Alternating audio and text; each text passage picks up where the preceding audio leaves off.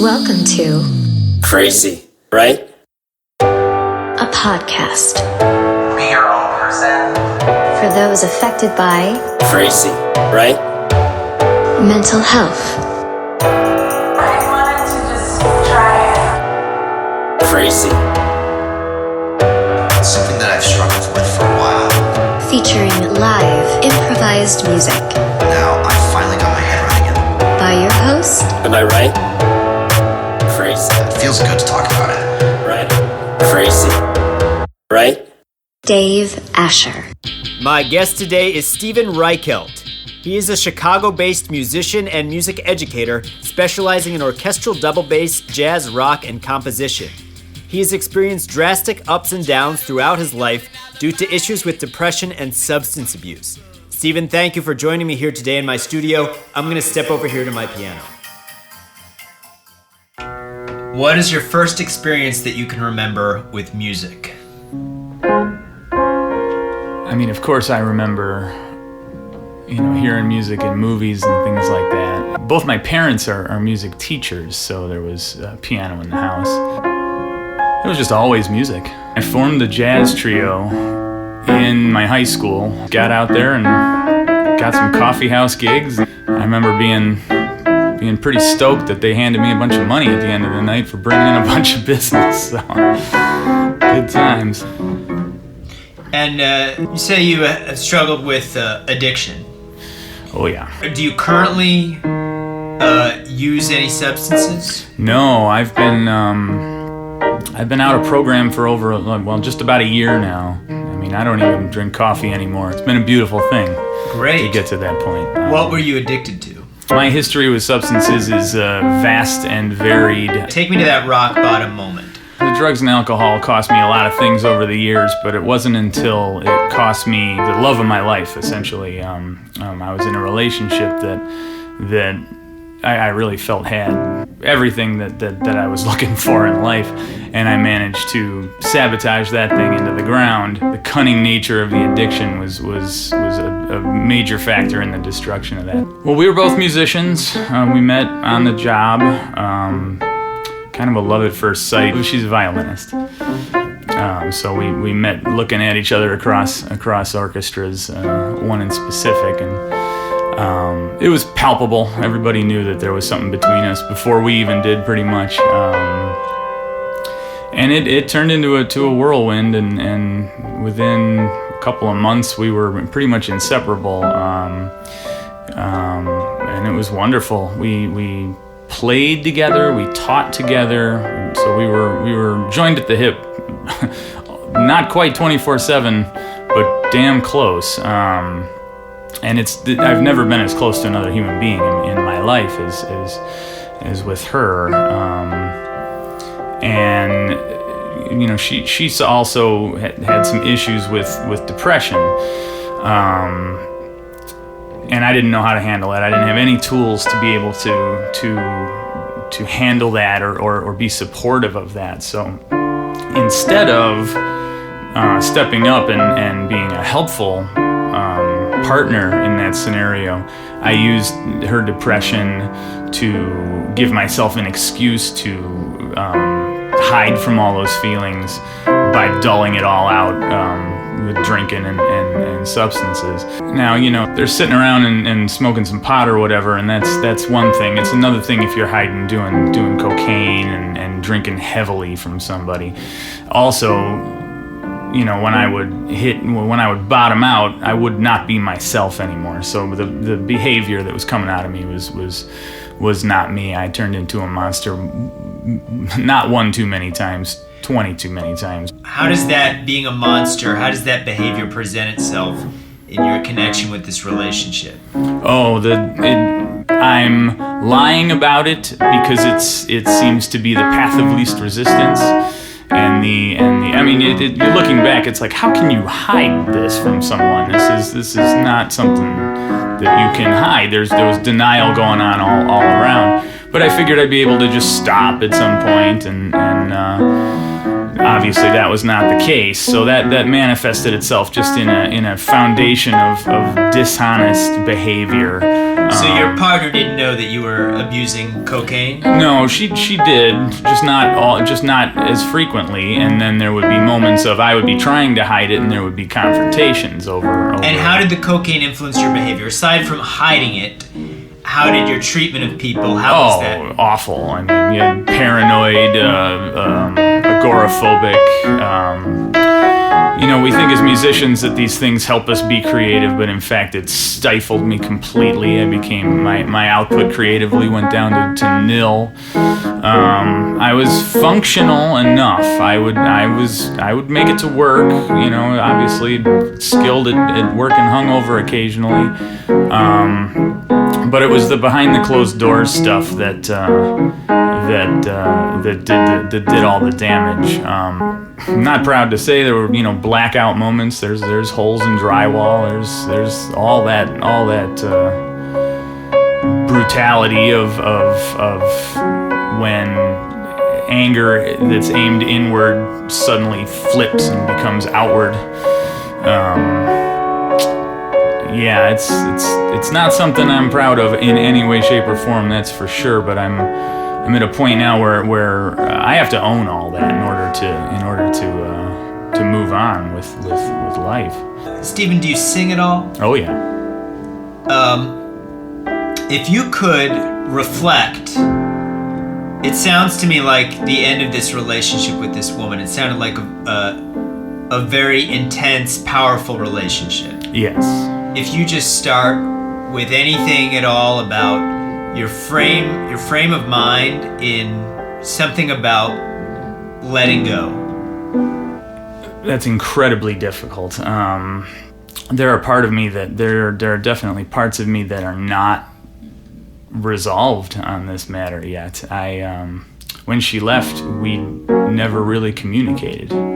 There was some brief communication, and then a wall of anger got put up, and I have felt that there's unresolved things about it since the occurrence, and I don't really know how I stand on it yet. It's something I'm still currently working on. I've obviously been living life, but it's very, very. It's still a work in progress for sure. Well, then perhaps instead of a ballad, maybe it's more of a jazzy, contemplative, bluesy exploration of those feelings. Thinking out loud about your place with this connection right now. If you could sing out loud to what you would want to say to her, what you would want to say to yourself. Keep vamping. Let me get in this.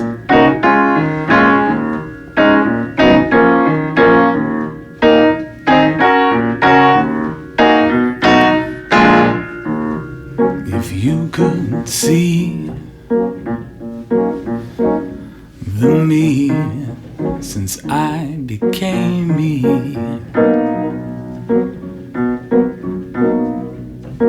there is a light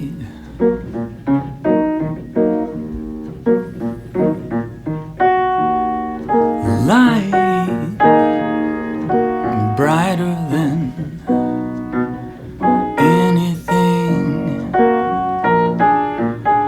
that we had seen in those dark times.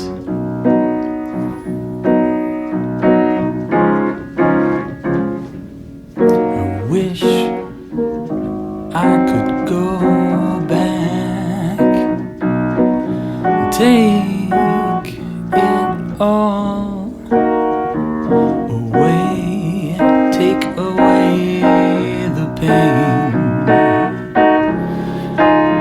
and stand like I am.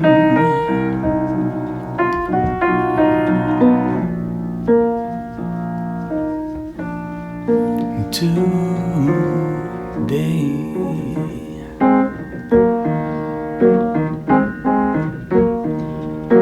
Well, I can relate. I want to see a better me.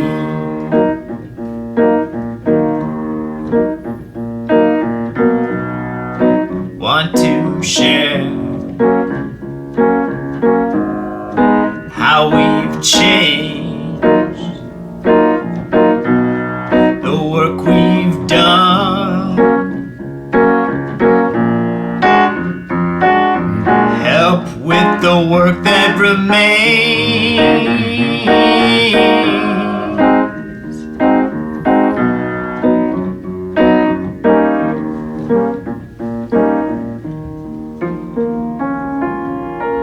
Yeah, brother. Yeah, I can definitely relate to your song. A beautiful voice you have. Oh, thanks, man. Um, Yeah, I didn't sing after it happened for several months. A note did not utter. There's a little more to the end of the. It wasn't just a breakup. There was the breakup because of the abuse and because of my abhorrent behavior at the end of our relationship, and then there was the 6-week period after where I was I put the pedal to the floor and said I did not care if I made it through.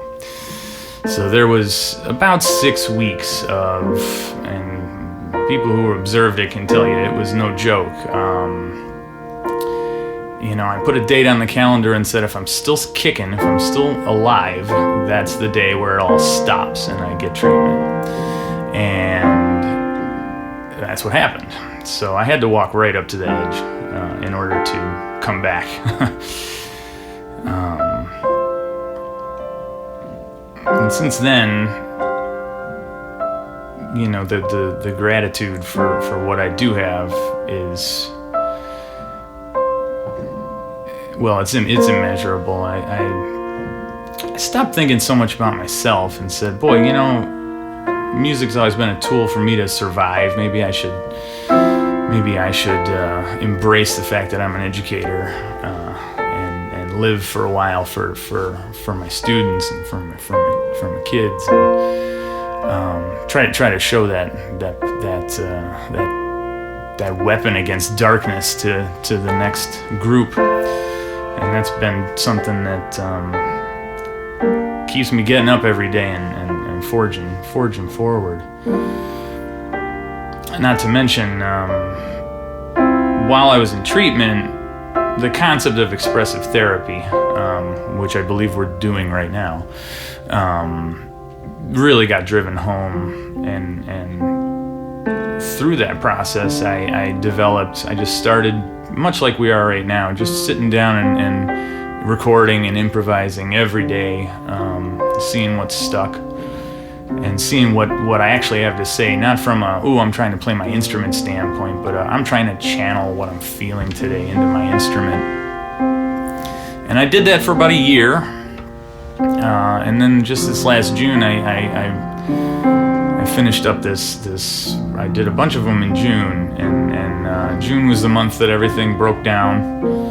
And June was the month that it was the worst of times, and then this year I turned around and some of the best experiences I've ever had happened in June. So there's a big juxtaposition there in what a year and what hard work and reflection can do. So yeah, I put together this collection of these things I did in June, and I showed it to my peers as a little album, and not a little album, an actual album, and the response has been the most moving thing that I've ever experienced as far as recognition of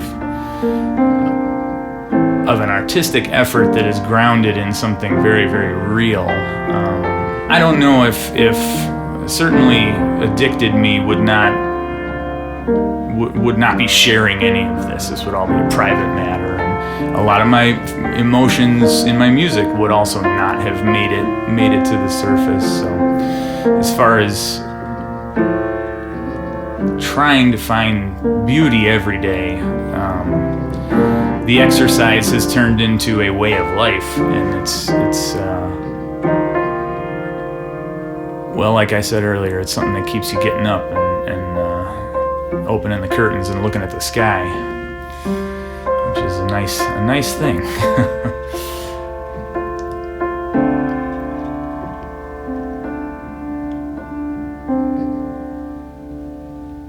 I really enjoyed hearing your voice. I'm relating as well myself. I'm very interested in your journey to when you make the decision to stop and you seek treatment. A song perhaps entitled Coming Out of the Shadows. Yeah. There was a day I put the gun away,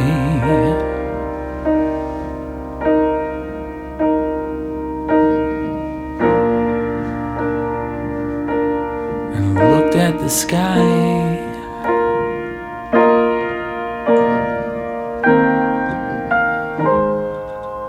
No more reasons to hide.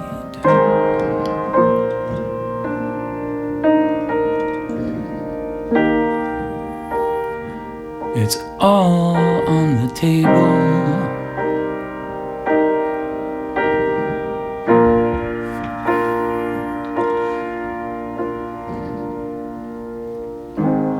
Pretty scary nursery fable.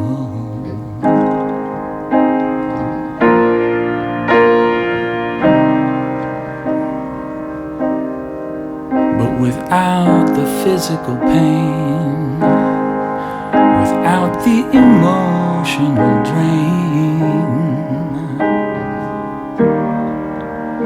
I can see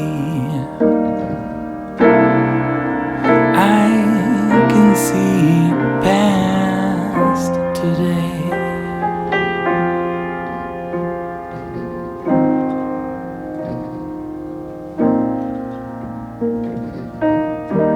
And what do you see out ahead of you? What do you envision for tomorrow?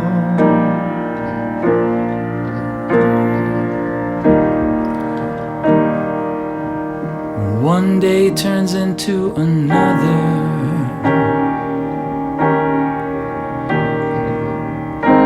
and then another turns into a week. Think you can make it?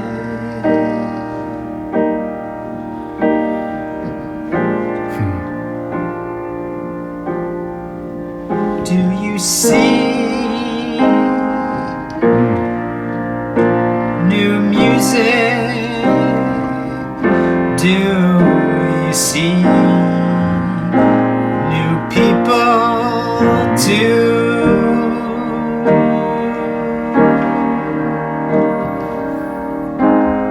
Tomorrow is anything, anything that we choose.